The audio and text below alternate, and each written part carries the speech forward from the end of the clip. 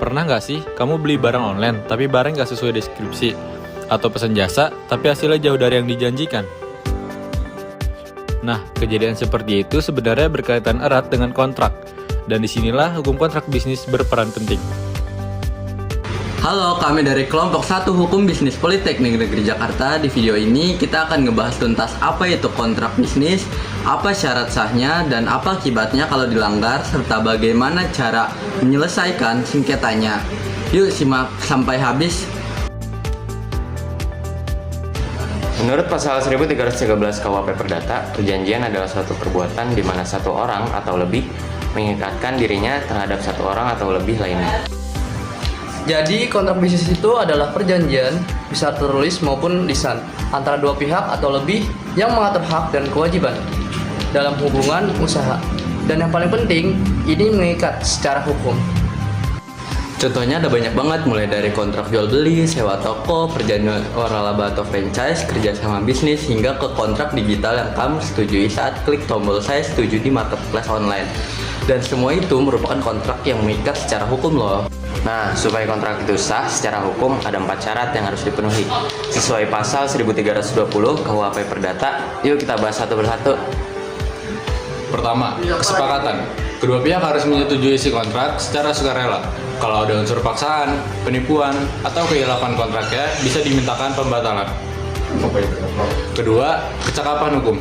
Para pihak harus cakap di mata hukum, artinya sudah berusia minimal 18 tahun dan tidak sedang dalam pengampuan, seperti gangguan jiwa atau larangan hukum lainnya.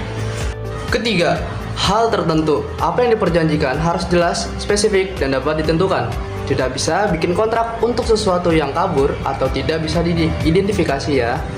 Keempat, sebab yang halal. Tujuan kontrak tidak boleh melanggar undang-undang, kesusilaan, atau ketertiban. Kontrak jual beli narkoba misalnya, sudah pasti batal demi hukum. Yang penting diingat, syarat 1 dan 2 disebut syarat subjektif karena berkaitan dengan orangnya. Kalau dilanggar, kontrak bisa dibatalkan oleh pihak yang dirugikan. Sedangkan syarat 3 dan 4 adalah syarat yang objektif karena berkaitan dengan isinya. Jadi kalau dilanggar, kontrak langsung batal demi hukum sejak awalnya. Selain syarat sah, ada juga asas-asas yang penting menjadi fondasi hukum kontrak di Indonesia. Ada 4 asas yang wajib kamu pahami. Pertama, asas kebebasan berkontrak. Jadi setiap orang bebas menentukan bentuk, isi, dan syarat kontraknya sendiri selama tidak melanggar hukum yang berlaku. Kedua, asas pacta sunt servanda dari bahasa Latin yang artinya janji yang harus ditepati. Kontrak yang sudah disepakati berlaku seperti undang-undang bagi para pihak yang membuatnya. 3. Asas itikat baik. Kontrak harus dilaksanakan dengan jujur, adil, dan penuh tanggung jawab. Tidak boleh ada niat curang atau manipulasi dari pihak manapun. Keempat, ada asas konsensualisme. Kontrak lahir dan berlaku sejak ada kata kesepakat dari para pihak. Tidak perlu menunggu formalitas apapun, kecuali ditentukan lain oleh undang-undang, seperti harus pakai akta notaris. Lalu, bagaimana kalau salah satu pihak tidak memenuhi kewajibannya dalam kontrak? Nah, inilah yang disebut one prestasi atau dalam bahasa hukum internasional dikenal sebagai breach of contract. One prestasi bisa terjadi dalam 4 bentuk. Pertama, tidak melaksanakan sama sekali apa yang dijanjikan. Kedua, melaksanakan tapi tidak sempurna. Ketiga, terlambat dari waktu yang disepakati. Yang terakhir, melakukan sesuatu yang dalam kontrak dilarang. Contoh nyatanya, kamu pesan kaos custom untuk acara tanggal 1 Mei, tapi si penjual baru kirim tanggal 10 Mei. Itu sudah masuk one prestasi, karena keterlambatan meski barangnya sama persis seperti yang dipesan. Akibat hukumnya, pihak yang one prestasi wajib membayar ganti rugi atas kerugian yang ditimbulkan. Perjanjian juga bisa dibatalkan, bahkan jika kerugiannya besar, pihak yang dirugikan bisa menggugat ke pengadilan. Kalau sampai terjadi sengketa kontrak, ada beberapa jalur penyelesaian yang bisa ditempuh. Kita bahas dari yang paling mudah dan yang paling formal. Yang pertama itu negosiasi. Kedua pihak langsung bicara baik-baik untuk mencari solusi bersama. Tidak ada pihak ketiga, tidak ada biaya besar. Ini cara paling sederhana dan paling dianjurkan. Kalau negosiasi gagal, bisa ditempuh dengan mediasi, dibantu pihak ketiga yang netral sebagai penengah. Di Indonesia, mediasi bahkan diwajibkan sebelum masuk sidang pengadilan, sesuai Perma nomor 1 tahun 2016. Nah, untuk pilihan berikutnya adalah arbitrase, di mana di Indonesia sendiri ada namanya Organisasi BANI atau Badan Arbitrase Nasional Indonesia. Dan untuk prosesnya ini lebih cepat, bersifat rahasia, dan putusannya final serta mengikat. Makanya jalur ini biasanya paling banyak dipilih di dunia bisnis. Dan untuk opsi paling terakhir itu ada litigasi, yaitu berperkara di pengadilan negeri atau pengadilan niaga.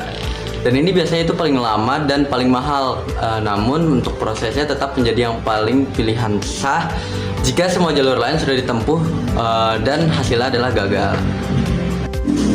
Sebagai contoh nyata, mari kita lihat PT Telkom Indonesia, BUMN terbesar di sektor telekomunikasi, yang setiap tahunnya mengelola ribuan kontrak bisnis dari berbagai lini usaha. Telkom secara rutin membuat kontrak dengan pemasok teknologi, pelanggan korporat besar, hingga mitra internasional seperti Google dan Microsoft. Semua dikelola tim legal yang kompeten dengan sistem manajemen kontrak terintegrasi berbasis digital. Pelajaran dari Telkom: sebelum tanda tangan kontrak apapun, selalu lakukan legal review terlebih dahulu. Pastikan setiap klausula sudah jelas, terutama soal penyelesaian sengketa, pilihan hukum yang berlaku, dan mekanisme pengakhiran kontrak. Oke, kita sudah sampai di penghujung video. Mari kita rekap bersama. 1. Kontrak bisnis adalah perjanjian yang mengikat secara hukum berdasarkan pasal 1313 KUP Perdata. Berlaku bagi semua hubungan usaha, baik tertulis maupun lisan. 2. Ada 4 syarat sah kontrak: kesepakatan, kecakapan, hal tertentu, dan sebab yang halal, sesuai pasal 1320 KUP Perdata. 3. Prestasi terjadi saat kewajiban kontrak tidak dipenuhi dan ada konsekuensi hukum yang nyata bagi pihak yang melanggar. 4. Sengketa kontrak bisa diselesaikan melalui negosiasi, mediasi, arbitrasi, atau pengadilan. Pilih yang paling sesuai dengan situasi. Pahami kontrak sebelum tanda tangan, karena janji adalah utang hukum. Video ini dipersembahkan oleh kelompok 1 Hukum Bisnis Semester 4 Politeknik Negeri Jakarta di bawah bimbingan Ibu Nining Latianingsih. Terima kasih sudah menonton. Jangan lupa like, subscribe, dan share. Sampai jumpa.